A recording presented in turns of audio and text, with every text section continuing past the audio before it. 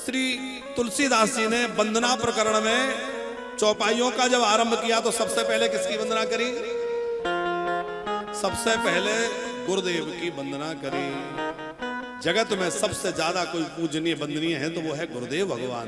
इसलिए मानस में जब चौपाइयों की शुरुआत गोस्वामी जी ने करी तो मानस वंदना गुरुदेव की करी कि बंदा हो गुरु पद पदम परागा, बंदा हो गुरु पद पदम परागा, सुरुचि सुवास सरस अनुरागा,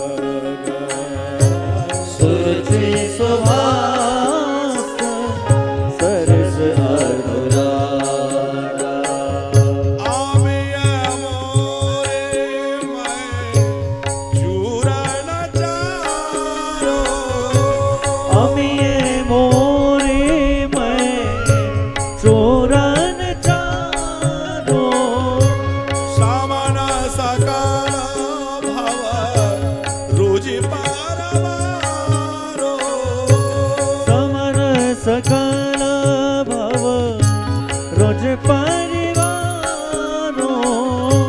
श्री गुरु पद नख मणिगण जाते, श्री गुरु पद रख मणिगण ज्योति, सोमरत देव दृष्टि हीरे होते, सोमरत देव दृष्टि प्रिय होती।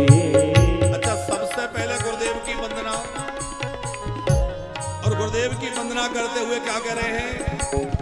बोले श्री गुरु पद नख मणिगण ज्योति। श्री गुरुदेव के चरणों का जो नख है उससे जो ज्योति निकल रही है वह ज्योति जब मेरे हृदय पर पड़ेगी तो बोले अंधेरा मिट जाएगा, उजाला हो जाएगा। और उससे क्या होगा? बोले गुरुदेव की वंदना करने से सुमरत दिव्य दृष्टि ही होती, मेरी दृष्टि दिव्य हो जाएगी।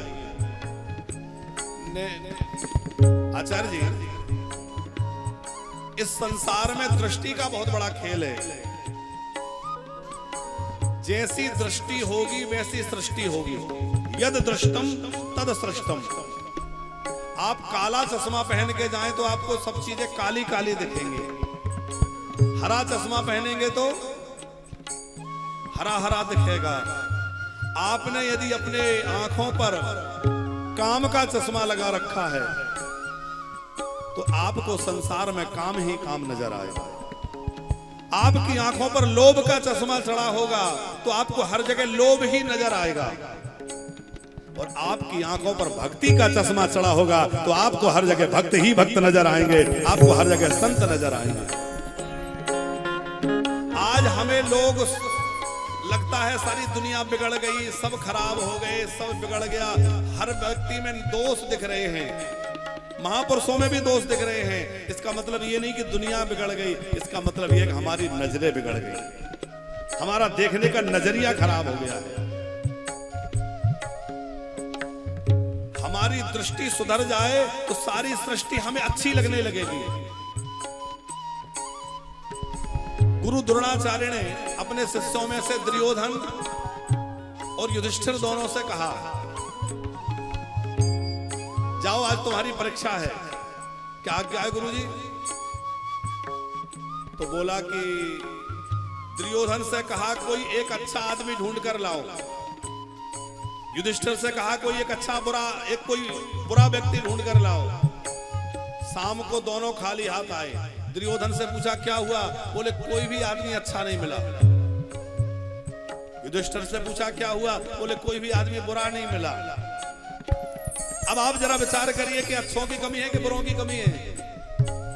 ना अच्छों की कमी है ना बुरों की कमी है। युधिष्ठिर की नजरें अच्छी हैं इसलिए उन्हें कोई बुरा नहीं मिला, और दुर्योधन की नजरें खराब है इसलिए उसको कोई अच्छा नहीं मिला। अब ये हमें देखना है कि हमारी नजरों में क्या है। हमें दुनिया में बहुत ज्यादा दोष दिख रहे हैं तो दुनिया को मत सुधारो, अपनी आंखों को सुधारो, अपनी दृष्टि को सुधारो। आप कहेंगे दृष्टि को कैसे सुधारें?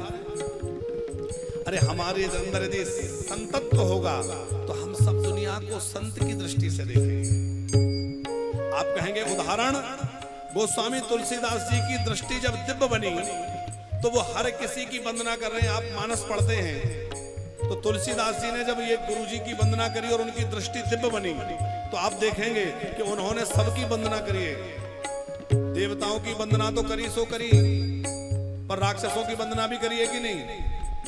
अरे जो रामायण पढ़ते हैं उनको पता है कि गोस्वामी तुलसीदास जी ने राक्षसों की वंदना करी, दुष्टों की वंदना करी, खलों की वंदना करी, सबकी करी कि नहीं? क्यों?